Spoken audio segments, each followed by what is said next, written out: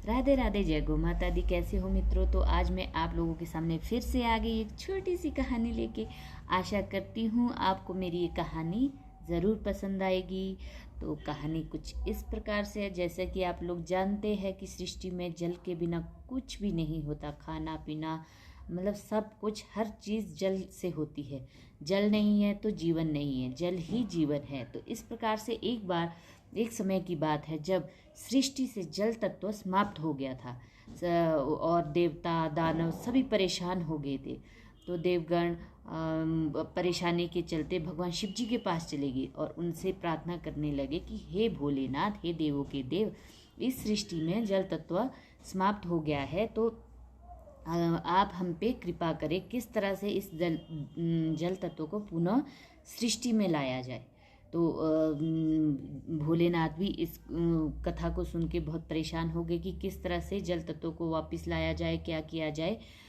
तो उन्होंने सोचा क्यों ना मैं अपने 11 रुद्राक्ष को आमंत्रित करूं और उनसे इसका राज पूछूं। क्या पता उनके पास इस तरह का कोई उपाय हो कि वो जल तत्व वापस लाने में मदद करे। तो उन्होंने रुद्र के 11 अवतारों को बुलाया। तो इस 11 अवतार इस प्रकार से है। तो उन्होंने 11 के 11 रुद्राक्षों को बुलाया। तो फिर पहले रुद्राक्ष से पूछा कि आपके पास सृष्टि में जल को वापस लाने के लिए कोई उपाय है, क्या आप ला सकते हैं? तो वो उन्होंने मना कर दिया। ऐसे ही दूसरे रुद्राक्ष से पूछा तो उन्होंने भी मना कर दिया। तीसरे से पूछा तो उन्होंने भी मना कर दिया। इस प्रकार से उन्होंने 10 रुद्राक्षों से पूछा। अंत में हर नाम के रुद्राक्ष से पूछा कि क्या आप जल तत्व को पुनः स्थापित कर सकते हैं? तो हर नाम के रुद्राक्ष ने कहा कि मेरे कर्तन में जल तत्व को पुनः स्थापित करने की ताकत है, इसलिए मैं सृष्टि में जल तत्व को पुनः वापस ला सकता हूँ। तो ये देख के सभी देवता, शिव जी, भगवान भोलेनाथ सब खुश हो गए कि जल तत्व पुनः स्थापित होगा।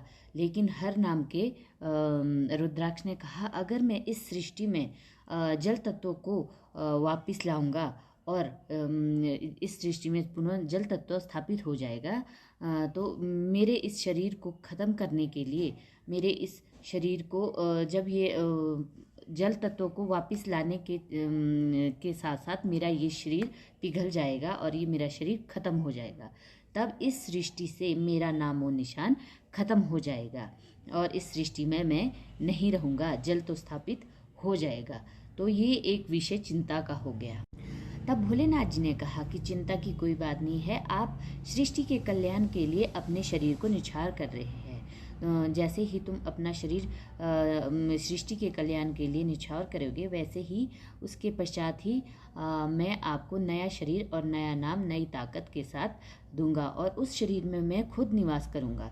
तो ये कहते ही हर रूपी रुद्राक्ष ने अपना शरीर सृष्टि के में जल स्थापित करने के लिए गलाना शुरू कर दिया और पुनः जल की स्थापना हुई।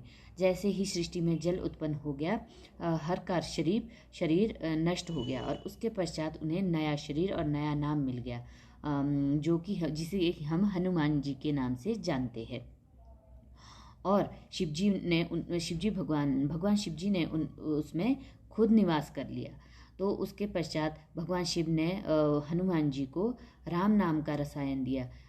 ये कथा सतयुग के चौथे चरण की है। उसके बाद राम नाम का रसायन किया, हनुमान जी ने राम नाम का रसायन किया और त्रेता युग में वो माँ अंजना और केसरी के पुत्र के रूप में अवतरित हुए और उन्होंने राम नाम का रसायन किया और बाद में वो श्री राम भगवान जी के परम भक्त बन गए और परम प्रिय भक्त बन गए और भोलेनाथ उनके अंदर साक्षात है। तो आपको ये मेरी वीडियो कैसी लगी, मेरी ये कहानी कैसी लगी, ज़रूर बताएं और मेरी वीडियो को लाइक सब्सक्राइब ज़रूर करें। राधे राधे, जय गौ माता दी।